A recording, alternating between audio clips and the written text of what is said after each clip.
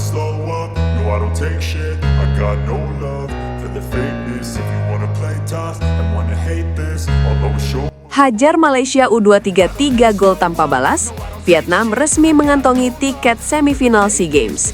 Di sisi lain, Indonesia masih punya satu peluang terakhir, menang selisih 3 gol lawan Myanmar. Simpel di angka, rumit di lapangan, dan penuh tekanan di hati para fans. Apalagi setelah FAM ngamuk, tak terima dipermalukan Vietnam, lalu berujung berharap Indonesia kepleset. Bro, drama SEA Games tahun ini udah kayak sinetron jam prime time. Ada konflik, ada sindiran, ada doa buruk tetangga, sampai plot twist federasi. Kita mulai dari tragedi Malaysia. Pertandingan yang harusnya jadi penyelamat harga diri, malah berubah jadi episode paling kelam dalam kampanye mereka. Malaysia masuk lapangan dengan badan tegak, senyum percaya diri, tapi mainnya kayak abis dimarahin guru BK. Pas ngawur, build up setengah matang, pressing ragu-ragu, dan finishing, jangan ditanya, kayak nggak niat bikin gol. Sementara itu, Vietnam datang dengan vibes beda. Vibes kami main untuk diri sendiri, and bantu Indonesia sedikit. Main rapi, disiplin, cepat, akurat, dan tiap gerakan mereka kayak udah dilatih dari jam 3 pagi. Transisi Vietnam itu bro, kejam.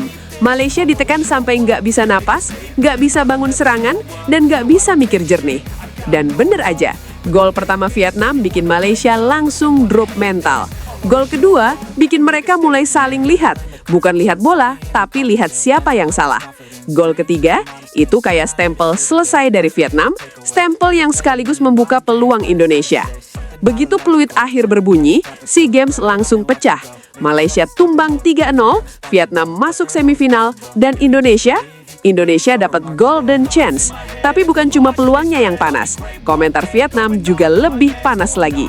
Federasi Sepak Bola Vietnam langsung tampil dengan komentar paling savage tahun ini. Udah kami bantu tuh, jangan sangkai masih kalah lawan Myanmar. Bro, itu bukan sindiran. Itu kayak toa masjid subuh tapi volumenya disetel 100, dikasih eko lagi. Satu kalimat yang langsung jadi trending, dibahas ribuan fans, dan bikin timeline sepak bola Asia Tenggara meledak. Dari kubu Indonesia, ketawa. Dari kubu Vietnam, bangga. Dari kubu Malaysia, ngegas.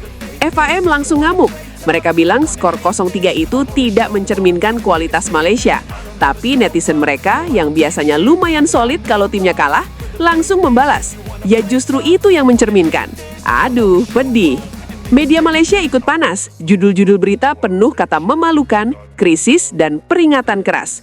Pemain Malaysia dipotret dengan wajah murung, pelatihnya dicercah habis-habisan. Dan di tengah kekacauan itu, federasinya mulai menghitung peluang runner-up terbaik. Dan hasilnya, mereka cuma bisa lolos kalau Indonesia kalah atau seri lawan Myanmar. Bahkan lebih manis lagi buat mereka kalau Indonesia kalah telak. Makanya muncul fenomena langka. Fans Malaysia bukannya doa kemenangan Malaysia, tapi doa kekalahan Indonesia. Timeline Malaysia makin absurd. Ada yang ngetik, ya Allah, bantu Myanmar malam ini. Ada yang bilang, kami udah nggak bisa apa-apa, tinggal harap Indo jatuh. Komedi, pure komedi.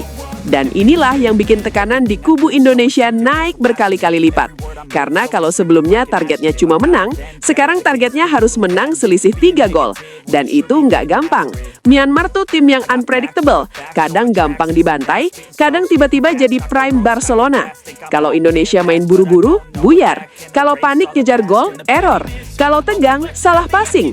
Tapi kalau main sabar, rapi, agresif sejak menit awal, percaya diri, fokus penuh, peluang menang besar itu besar banget. Garuda U23 punya kualitas itu, tinggal mentalnya, bisa switch ke kill mode atau enggak. Yang bikin panas lagi adalah efek komentar Vietnam. Udah kami bantu, jangan lucu-lucuan lagi. Kalimat itu langsung nempel di kepala seluruh fans Indonesia, kayak pesan sponsor sebelum ujian nasional. Fans Vietnam bahagia karena mereka sudah melakukan bagian mereka. Fans Indonesia deg-degan karena mereka harus membuktikan ucapan itu. Fans Malaysia panas bro, sangat panas. Mereka merasa Indonesia dikasih golden ticket, sementara mereka harus gigit jari. Sekarang lihat situasinya. Vietnam sudah lolos, santai sambil ngopi. Malaysia frustrasi, tapi masih berharap dengan cara yang tidak elegan, doa buruk. Indonesia tinggal satu langkah. Myanmar siap bikin kejutan, entah kejutan baik atau kejutan buruk. Laga Indonesia maupun Myanmar ini jadi semacam final mini, bukan final resmi, tapi final dalam hal nasib bangsa. Kalau Indonesia menang dengan margin yang cukup, Malaysia resmi pulang, Vietnam makin pede, dan timeline Indonesia bakal euforia. Tapi kalau Indonesia gagal, wah, Malaysia bakal bikin pesta kembang api virtual. Komentar Vietnam bakal jadi nyanyian sedih buat kita. Bayangin kalau Indonesia menang 3-0, 4-1, 5-2, atau lebih.